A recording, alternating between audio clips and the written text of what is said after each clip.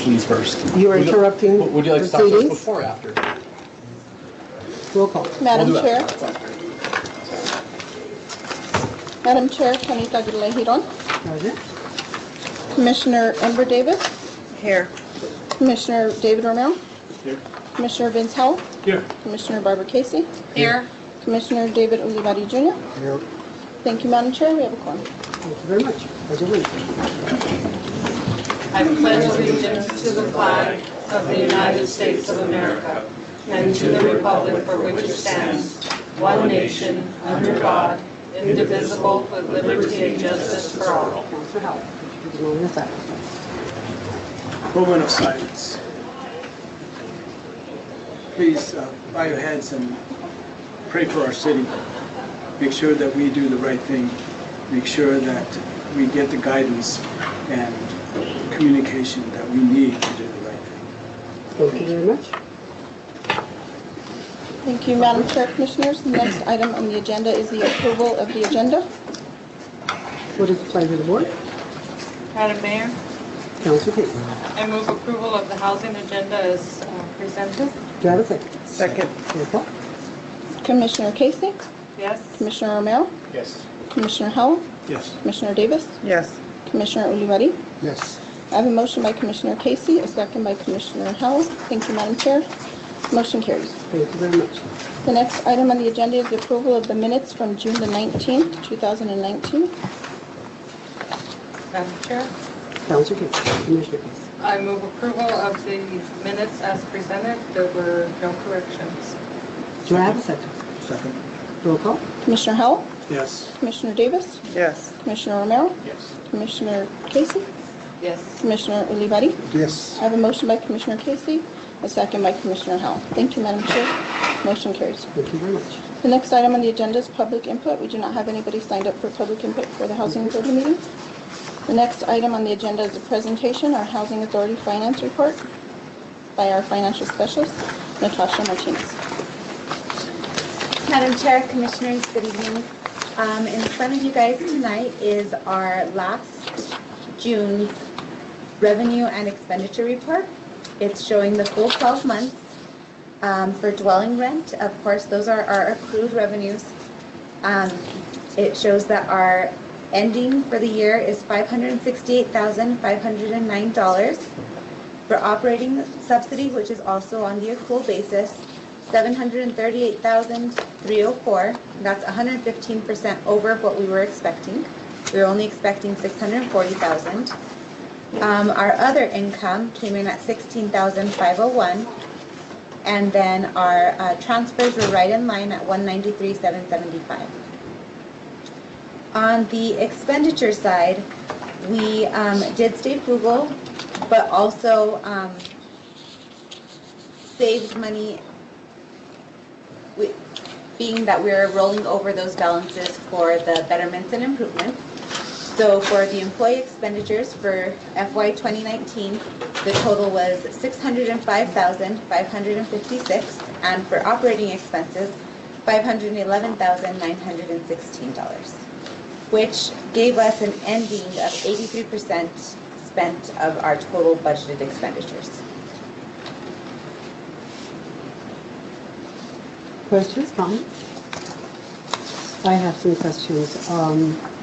On your actual housing budget, on the revenue comparison, I see that you have for the clothing, the operating subsidy at 5% over, and then we have the housing other income at the 15%, and then we have the transfer and transfer outs at the 23%. Could you explain the, not so much the 5% because that's close, but the 15% and also the 23%?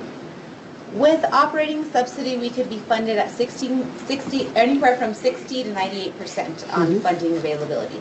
So depending on what Congress gives us for those months, like if they do 2 months, like these last 2 months now that they gave us, they're funding us, I think it was at 96%. But in previous months, they've funded us like at 60%. So when we budget it, we like to stay a little bit modest to try to not, in worst case scenario, that's what our funding would be at. So we want to make sure that we stay a little bit modest when recording that and when budgeting for it. Okay, and the housing other income? The other income is mostly damages to units and move-out charges. We try our hardest to stay on top of our tenants. We don't know what's happening behind the cabinets, behind the doors, anything like that. So when they do move out and they move a dresser, we don't know that there's holes in the walls that we're going to have to repair.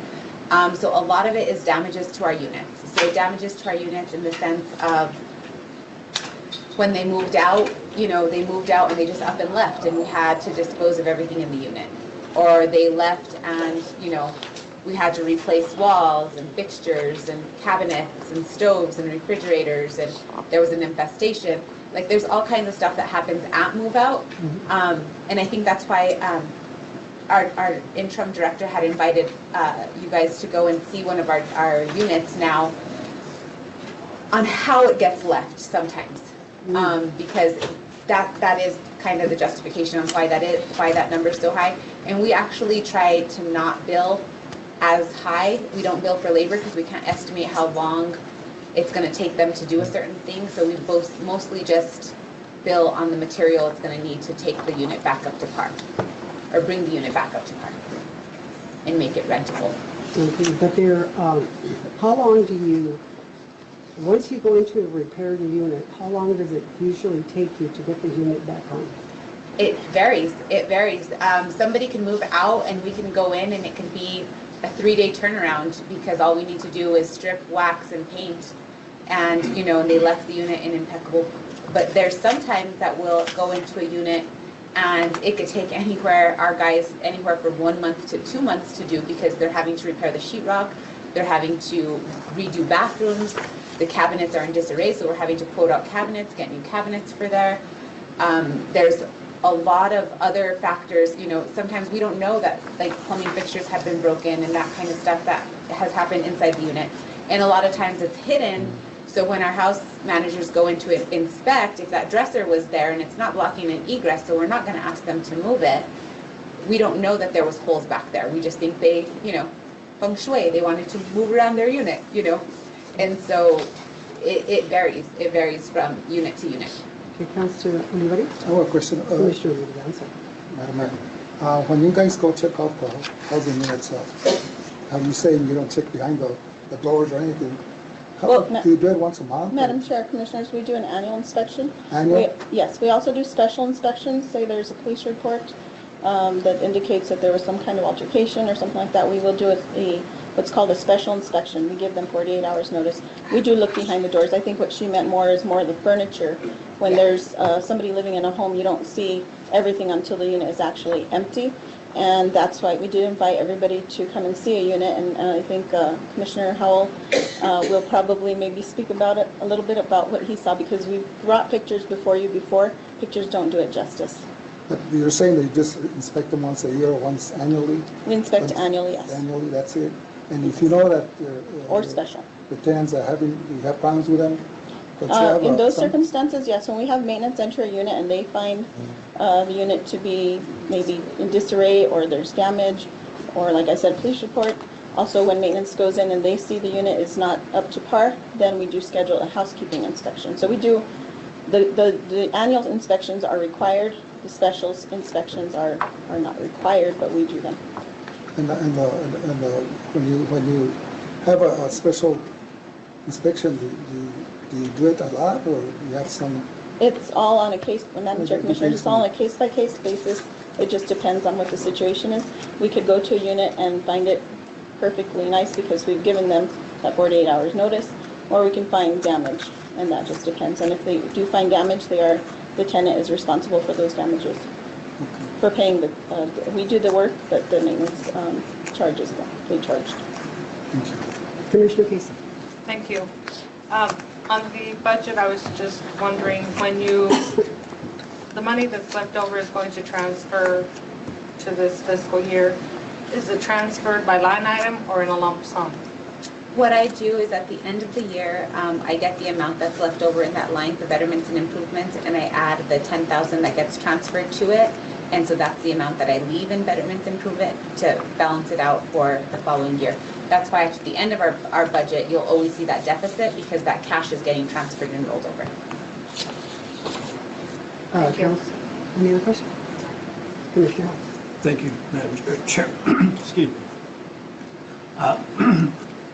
Thank you very much for the invitation to come see the place. When I went to the unit that was in focus, it was horrible. It's really sad that people leave their responsibilities of taking care of their units and just leave without paying rent or whatever is owed to them, owed to us. Yes. And I think Frank, your supervisor, Yes. was very articulate in what it's going to take to fix that unit. Yes. And we looked behind doors that kicked in doors, kicked in windows, just the floors, the tile floor was separating, and there was some indications of vermin there. So we really need to appreciate what you guys do there, because looking at reports just really doesn't tell us exactly what you do. That's right. But now that we see it, it's very important that we understand that it takes a lot to fix it. It may not take 3 days, but it'll probably take 3 months, the way that unit looked. Yes. So, thank you for all Thank the you work for that you coming. did. And thank Frank for his Thank you. communication. Okay, any other questions? On the, I have one more. On the transfer in of the CFP funds, how are we looking with regards to the federal drawdown? To which one? The federal drawdowns? The drawdowns, we're getting them on a month-to-month basis. I submit them, I send in the backup, and then I get the cash as they release it. They did release all of 2018 for operating subsidy, but we still have about, I think at the end of the fiscal year, our accrual will be about like 400,000. That is being held in our locks account. And I actually got permission now, so now starting this month, our drawdown is going to be about, I think, about 13,000 more than what I was drawing previously. So we'll be starting to get that in a quicker amount of time too, because the ones that are being held were actually funded at a higher percentage than the ones that we received. So the cash that we received was funded at a lower percentage than the cash that's being held. So. Good.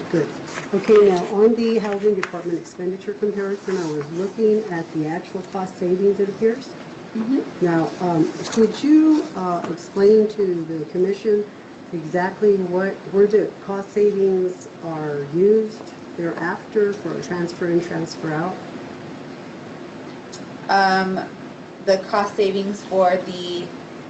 Well, it looks like on the actual expenditure comparison, you saved a lot of money. We did. Exactly. We did.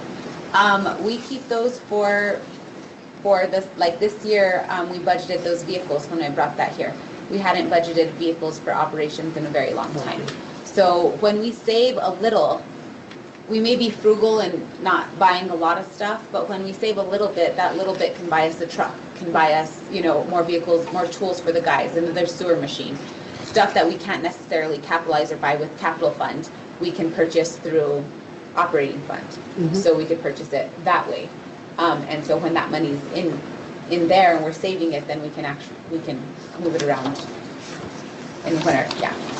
So what is it that you're going to use the cost savings for? Vehicles and what else? Vehicles, and then the ones that we're saving, because we still have that betterments and improvements that we roll over, that's 170 of it. So that'll be that we save for those rehab of the units that are boarded up until we could get enough money to actually rehab them. Very good. Thank you very much. Let's continue. Thank you, Madam Chair, Commissioners. The next item on the agenda is the Housing Director's Monthly Report. So I did a comparison of what from the fiscal year from 2018 to 2019. There were 60 move-ins, about 60 move-outs also. So I'm sorry? 60 move-ins and 60 move-out, well, 59 move-outs. So in the month of May, we had 9 units moved out. There were 9 move-ins and 8 move-outs for the month of June.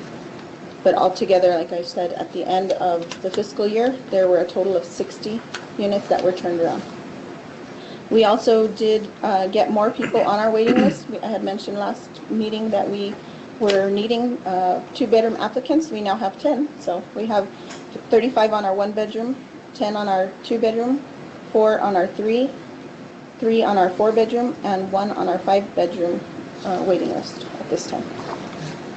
Also, I did put on your, right in front of you, the letter from our HUD Director, Floyd Duran, with an attached registration form for the Lead the Way board train that will be coming up.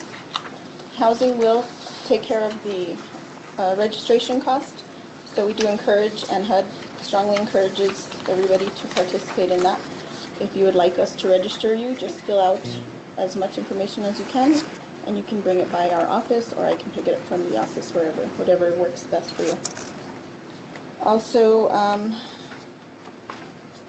at this meeting, we'll be requesting approval of resolution number 19-41. And I don't have anything else for my director's report at this time. Questions, comments? Councilor Hall. Thank you, Madam Chairman. So this HUD is giving us this presentation.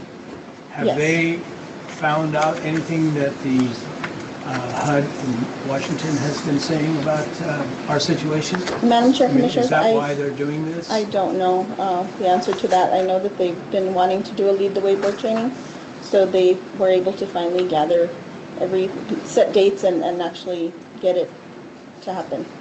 It was going to be in July, and now they scheduled it for August. And it's actually hosted by NARO, Madam Chair, Commissioners, and so they're not just doing it here, they're actually doing it throughout the state. So there's one in Ruidoso, there's one here, there's one in Albuquerque, so it's not just here. This is just the northern hub, so it's not just for our commission, it's actually sent out to the board members throughout the northern part of the state to attend. So in clarification, HUD has not given us any more information in regards to their visit here? No, No. not to us. Any other questions? Comments? Okay, thank you, Madam Chair, Commissioners. The next item on the agenda is the business item, the approval, disapproval of Resolution 19-41 to repeal and replace Resolution 19-30 that was approved at the last meeting, declaring uncollectible accounts for the City of Las Vegas Housing Authority.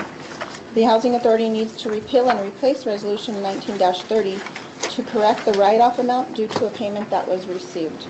So the payment that was received was in the amount of $573.21. So that is the difference. I think it is different, but the new amount that we are asking to write off is $16,120.58. The previous amount was $16,683.79. Okay, questions, comments? Commissioner Hall. Thank you, Madam Chairman. So this database really helps us out in regards to, especially the one that skipped out. And so whenever they try to go into another housing unit throughout the state, or is it national? It's nationwide. Nationwide, Yes. okay. So they would have to pay us first in order for them to get it. Is that correct? Correct, Yeah, exactly. that's good. Mhm. Thank you. Any other questions? Madam Mayor, Commissioner Romero. I make a motion to approve the approval of Resolution 1941 to repeal and replace Resolution 1930. Okay, do I have a second? Roll call. Commissioner Romero? Yes. Commissioner Davis? Yes. Commissioner Howell? Yes. Commissioner Casey? Yes. Commissioner Ulivari? Yes. I have a motion by Commissioner Romero, a second by Commissioner Casey. Thank you, Madam Chair. Motion carries. Okay, thank you very much. Commissioner Fisher. Commissioner Davis. I don't have anything at this time. Commissioner Romero. All right. Commissioner Howell. Thank you, Madam Chair. Mhm. So did Frank ever come up with an estimate on what it's going to cost to fix that? Madam Chair, Commissioners, I did get the move-out inspection, but I have not had a chance to add all the numbers up. I was doing some other move-outs, so I will have that number by tomorrow. Okay. just let your staff know they're doing a good job. Thank you, we appreciate that. Commissioner Ulibarri. Yes, I have a few items. Weeds. I talked to you on the last meeting, and you said that you had some of the employees working on the weeds like once an hour a day or a week. It's really bad on Hot Springs Boulevard. The weeds just done. They're really bad. They look bad for the city. We always talk about the weeds on other properties from the city, but it really looks bad. I need for you guys to see if you could look at it. Right. They're talking about you have money to buy. I don't know if you guys have any weed eaters or lawnmowers or anything like that. But Madam Chair, the only thing with that is, again, the tenants are responsible. Yes, we are trying to keep up with it as much as possible. So now we are, like I said, they do get to one site at a time. Once the tenants start getting the charges, you're probably going to hear about that also. how much do they? It's $15 How much are they to, responsible for? they're responsible for their whole perimeter of their unit, So front and it's back. 30 feet, 20 feet, 10 feet. What is it? They can, it depends on where the unit is Because at. if we're talking about the one on Hot Spring Boulevard, right there by Daylight Donuts, That's like the 30 feet away hill. from the housing area all the way Right, to the then street. that would be something that we're responsible for. The tenants don't have to do that part. And it hasn't been addressed in the past It 2 actually months. did, but then it grew fast. It grew back so fast, they've already hit each site twice. I do go by there every day because I do have coffee there in the restaurant. And I haven't seen anybody cut it yet. Okay. Well, It I'll looks ask bad for the Frank city, again. it looks bad for the tenants. You know. And I have another item on the wall. We had talked about the wall that's between the city and the Daylight Donuts. I haven't had a response to that. I know that city manager talked to Yes, the she did owner and give us a he letter, asked me, he asked me what's going on with it because it's liability for him or for the city that something's going to happen or the kids. I was wondering if you guys have talked to the owner about that. Commissioner, Madam Chair, Commissioners, what we are in the process of doing now is HUD has 2 engineers that work with them that we're going to are going to come down and evaluate the wall itself so they could give us their opinion on how they think that we should, because they haven't released some of the money to us, we kind of need to make sure that they know that we need to do this. So they're going to probably come down and inspect the wall. I know they did want us to get quote out a surveyor to actually go and survey and flag the property so that they know exactly where the lines are drawn, so that we can see, what's going on with that. And then as soon as all of that comes to light, then we can actually work on the actual repairs to it and budgeting money and allocating money to that, because we'll have to bring that back here because it wasn't on our operating budget, nor was it on any of our capital fund 5-year plans. So that's something that we would have to address that way, because we didn't think the wall belonged to us because that property was there prior to the development next to it. So the development came afterward. So that was kind of like the kind of coin flipping right there. Have you contacted the owner from Daylight Donuts? Have you talked to him about what's going on? We have not contacted him because I wanted them to come and look at it and have more of a drawn out plan before I just contacted him, so that I knew what I could actually give him and say.